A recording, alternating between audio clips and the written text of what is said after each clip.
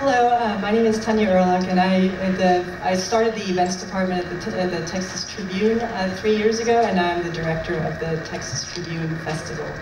I'm sure that you're all familiar with the idea of fundraising events such as silent auctions and galas and so forth, but I'm here to talk to you about an untapped revenue source of live public events. Just to give you an idea, at the Texas Tribune, we raise approximately 20% of our $4.5 million annual budget from public events, most of which are free and open to the public. Public events are just a huge attraction to people as we get more and more online and digital without an actual physical format. People just crave in-person interactions and experiences. They love the direct dialogue with your subjects, with your writers, with your editors, and they also really appreciate the social and networking opportunities that events offer. A lot of nonprofit organizations realize the value in public events, but are somewhat intimidated perhaps, or a little bit afraid to take the plunge. And one of the things I often hear is that they're too expensive to put on. The solution to this is corporate sponsorship.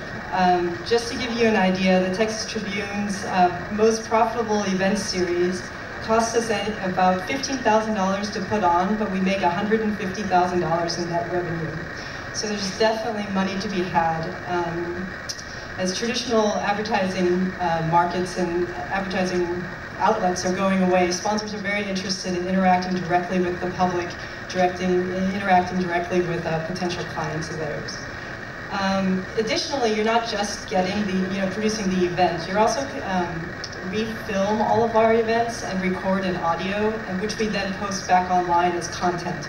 So it's the events are editorial events coming from our content, and then we film it and repurpose that. Sponsors love to be associated with multimedia. Their brand lives on online kind of forever. Additionally, we send out a lot of marketing and promotion around our events, so you're interacting with your audience in a little bit of a different way than just fundraising or just asking you for money. You're really offering something to them too. Another thing I often hear is that there's just too much work to put on. You don't have a staff member perhaps, or it's just, the opportunity cost is too great. The solution to this is strategic partnerships. So we at the Tribune, we work a lot with universities, museums, other cultural institutions, other nonprofits, and you really, you gain their expertise. They often have an events person on staff, and you can work with them. They can kind of lead you through the process. Additionally, it helps defray costs. If they're carrying half the cost, it's obviously going to not cost you as much. It also adds gravitas and prestige to your organization. We do a lot of events with UT and other big universities, and so automatically you have their reputation behind you as well. And the last thing is very helpful, that you're reaching out into their networks. They're sending out email blasts to their group, and so you're really introducing your brand to people that might not have been aware of you to begin with. The last thing, which is stressful for any event planner, is what if nobody shows up? There's a few solutions to this. Mainly your content. You do want the content that you're putting on stage to be mission appropriate, but then think outside the box after that. Of course, big names are great. If you have any personal connections to big names, that's really the most efficient way to do that. But if not, think about your board members perhaps, or some high donors that might have those contacts. Other than that, panel discussions are great. You can get a few people that aren't just headliners to do that. Just make sure that there's a little bit sparks in between, some opposing viewpoints and such. This is my editor-in-chief here, Evan Smith, and he is the most fantastic moderator. And people often forget to think about how important the moderator is.